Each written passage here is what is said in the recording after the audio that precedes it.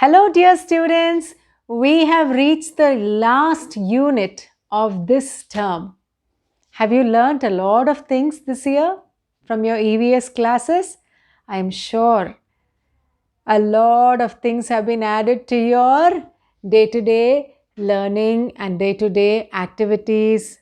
Okay, you know much more than what you knew in the last term. That's a good thing. So, in the last unit, we were learning about food or sources of food.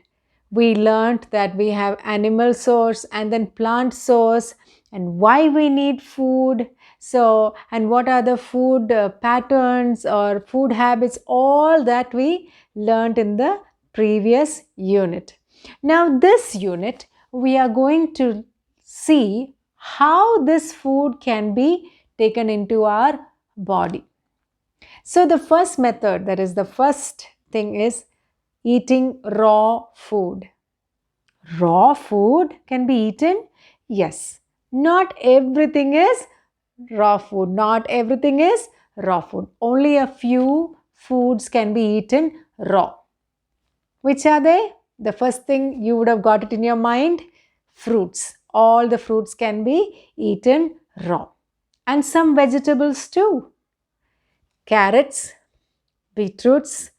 Some people do eat beetroots also raw. Okay, some people eat beans, a few of them raw, not all the time raw, just lettuce leaves. Then, of course, cucumber, onions, tomatoes. These are all things that can be eaten raw. But what is the most important thing that you will remember if you are eating something raw? Yes, wash them thoroughly. Okay, if you have to wash them twice or thrice.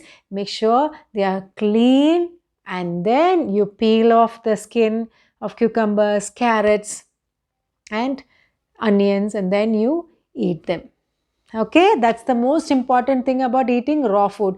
Raw food, the benefit is it is rich in nutrients. It is not nothing happens to it. We just can eat it. So that's the best thing about raw food. But the other side of it is that you have to make sure it is clean. Okay, so that's about raw food and what are the raw foods that can be eaten. Now we have to cook food. That's the second type, cooked food. So why do we need to cook food? Why can't everything be eaten raw? See, everything cannot be eaten raw. Only a few can be eaten raw. The others have to be cooked because it makes the food soft. See, like the animal meat and all has to be soft while you eat it. You cannot eat it. Of course, you cannot eat it raw, and you cannot eat it half done also because it's not digestible. So, the cooking helps the food to be soft, number one. Second thing is tasty. That's a good thing, no? Then third thing is easily digestible. So that your stomach doesn't have to be loaded with all the food items. It can easily digest and our body can be healthy. And the next use of cooking the food is so that we can destroy the microorganisms that are there, especially in animal food. They could be, some kind of microorganisms, or even plant food might have some microorganisms. So they can be destroyed when we increase, when they are cooked in high heat. Then these microorganisms are destroyed and we can protect our body. So these are the 4 reasons why we need to cook the food and eat. Okay, so if we are cooking the food, how do we cook? There are different methods of cooking food. Let's learn them one by one. Today we will learn at least 5 types of cooking methods. Okay, the first one is steaming. So steaming, the word itself says with steam. It's cooked with the help of steam. So after this lesson, you can go to your moms and grandmoms and ask them and see what are these various types of cooking in your own house. You will be amazed at the things that your parents know. Okay, So you can learn this in your textbook and go and see the practicals in your own home, the kitchen. Okay. So first one is, like I said, steaming. So steaming uses steam. So how is steam produced? When the water boils, okay, the water vapor, when it is kept in a closed container, and it has a lot of pressure and steam, and then it cooks. Okay, because of that steam, the hot steam, when you open it and the hot steam hits your hand, it'll burn your hand. So imagine what is the heat of that. So when the water boils, you have a iron, stainless steel mesh or something, and you put the food items in it, and then you cook it. So that is the steaming method. What are the examples? Idlis, doklas, momos. Okay, so these are the different kind of food. And in some states in India, like Kerala and all, they have a lot of food that is steamed. Like you would have heard sometimes idiyappam, puttu, and all those things are steamed. There is a lot more. Okay, a lot more things that can be steamed. But today we will just lightly touch, and we'll just learn about the different methods of cooking, and as you go by you will learn much more. What are the steamed food items? Vegetables can also be steamed for healthy reasons. Vegetables also are just steamed and eaten. One is for the reason that we don't need to add too much oil. We can avoid oil, salt and everything, too much of oil and salt and all. And the second thing is, we don't lose their nutrients. When we cook too much in the oil and all, we might lose the nutrients of the vegetables. So these days people like to boil, just steam the vegetables and eat them. Okay, so those are the two reasons. Okay, so that's about steaming. What is the second method? The second method is frying. Frying is not a very healthy method, but it makes the food very tasty. Okay, so how do we fry? Lots of oil or less oil. So less oil is called as shallow frying. Less oil is called as shallow frying. So you just add a thin layer of oil, and then you just fry the food item. And the other method is deep fry. That means you add a lot of oil and you just fry your papads, puris, pakoras, and all those things are fried and eaten. The meat, fish fries and chicken fries, all are fried and eaten. That's the frying method. The third method is the boiling method. Okay, the boiling method, the word itself says you boil the food. So what are the things that we boil at home? One is the milk. You just boil, and when it is boiled, then we can use it. Then second thing is rice, dal, and some vegetables. These are all boiled. That is, the water reaches the boiling point, and that time the food items cook. Egg is also boiled. A hard boiled egg is cooked by boiling. Then the next method is baking. So baking is a dry method of cooking. Dry method of cooking. So what happens in the dry method of cooking? We can, in the olden days, before we had electric ovens to bake cakes. Okay, so what do we cook by baking?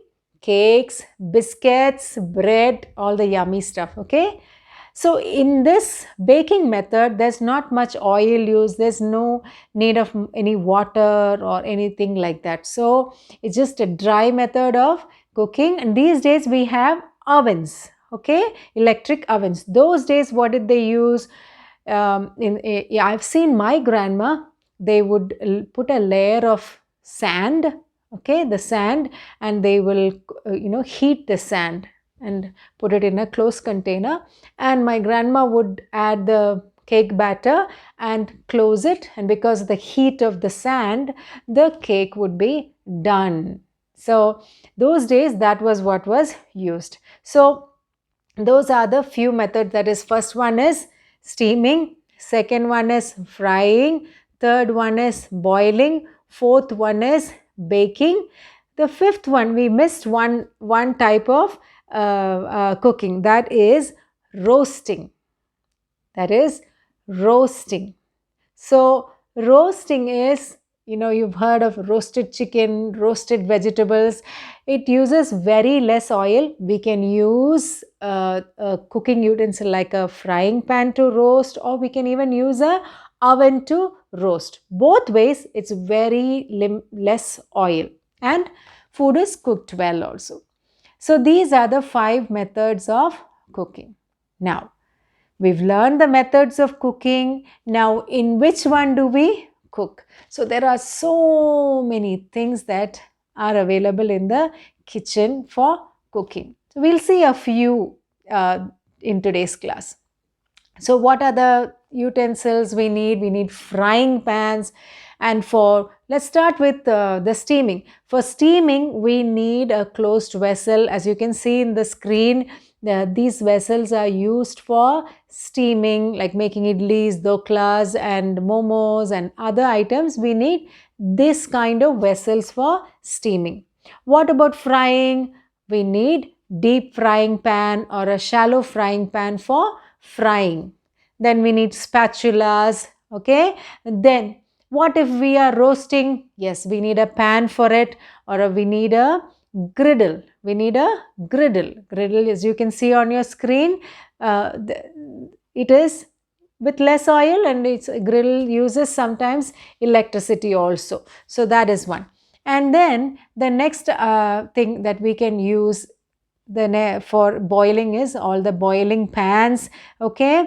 Then egg poacher, kettles for boiling, and pressure cookers, and many more things are there. But these are basic things. So these are the utensils that we normally find in a kitchen. Okay. Now, what are the appliances that we have in the kitchen to cook? Let's take a look at one by one. In the villages and in the olden days, we used things like, yes, chulhas and tandoors. Okay, chulhas and tandoors. So what is the specialty of these chulhas and tandoors? They use firewood or dung cakes, okay, or they use coal for cooking. Okay, so this is very commonly seen in the villages even now, and of course in the olden days much more. Then some times there was something called a kerosene cooking stove, or a cooking method of cooking. They use the fuel kerosene. Okay, and then on the top, the cooktop, you could put any vessels and cook your food, but you needed the fuel kerosene. Nowadays we use gas stove. Almost every house, maybe 99% of the homes in India will have a gas stove. And this gas stove, all of you must have seen, and it's also on your screen. It makes use of LPG cylinders. You see the cylinders at home. It's an orange color to red color cylinder which has the liquefied petroleum gas. Liquefied petroleum gas. That's a fuel that is used for this gas stoves. And of course, we use a lighter and light the gas and cook the food. The next kind is the electric cooker, or some people call it as rice cooker. It works on electricity, as the word says, and we usually cook rice and vegetables in it. Sometimes there are other cooking that can be done, some curries can be done, but it uses electricity, and this is a easier method. And of course, once the cooking is done, it will be preserved in that same container and the heat will not be lost. It's a little more convenient. Sometimes you have to go out somewhere, moms have to go out somewhere, they can just switch it on and leave it. Once it is cooked, it will be in warm mode. It will stay there warm till moms come back and serve the food. So that is electric cooker. The next one is microwaves and hot plates. So those both are very similar. Both use electricity. Okay, and in induction, we have to use a certain vessel only, like a stainless steel vessel, and they have faster. And of course, after cooking, if you are traveling somewhere, you can carry it also. Carry it with you, and you just need a plug point and it will cook very well. It's faster method and convenient. Okay, and then of course, like the electric oven, like we were talking about for baking biscuits and cakes and all, bread and all, we have an electric oven. So these are the few methods that we use. Now the latest, okay, what is the most trending cooking method is the solar cookers. The solar cookers, as the word says, it makes use of solar energy or the sun's energy to cook. So this, the reason why we use this for not polluting the environment with all the other gases that we use for cooking. This is a easier method, okay, but it requires the sun's energy. And we are moving into that many places, and now hotels and all have started on solar heaters, which will boil the water for the people who are staying in the hotels as guests, you know. So these are the various kinds of cooking appliances that are required to cook the food. I hope you gained a lot of knowledge today through this EVS class about cooking appliances. I hope you learned that we cannot eat all the foods, uh, raw. So we have to cook most of the food. And of course, some of the foods can be eaten raw because it is just the way the nature has it, that is it full of nutrients, and we can directly consume it. It's packed with nutrients. So not everything has to be cooked. They can be eaten raw, but it has to be clean. And when we cook it, it's easily digestible, tasty, and it's also safe. Okay, and the food is soft for us. So those are the reasons we have raw and cooked food. We also learned what are the different methods of cooking. Okay, so when we do these kind of cooking, what are they? Steaming, frying, boiling, baking, and roasting. So when we try all these methods of cooking, we can have a variety. It need not be the same boring food. That is why. And also some foods require a certain way of cooking. That is when it's more effective for us. So those are the methods of cooking. And then for cooking, what do we need? To cook in all these methods, we need utensils. So we learned these are the utensils, common ones that are seen in a kitchen. Now we have the utensils, we know the method of cooking. What else do we need? Yes, we need the fire, we need the electricity, and we need the cooking appliances. So we learned these are the cooking appliances we need for cooking daily. So I hope you are happy and also very well informed with all the lessons that we learned in the EVS in term 2 of your class 3. I hope you're going to go back into your kitchen with your permission of your moms and grandmoms, going to explore what are the things you have in your kitchen, what are the things that your moms do, okay? And of course, you can talk to your grandmoms and find out what did they do in their days, how did they cook their food. So the videos can give you a lot of information, but your parents and your grandparents have also a rich source of information about what they did in their days. That will be very nice to hear from them. So talk to them and gain a little more information, and we will see you in the next term with lots more interesting and exciting stuff for you to learn. So bye-bye.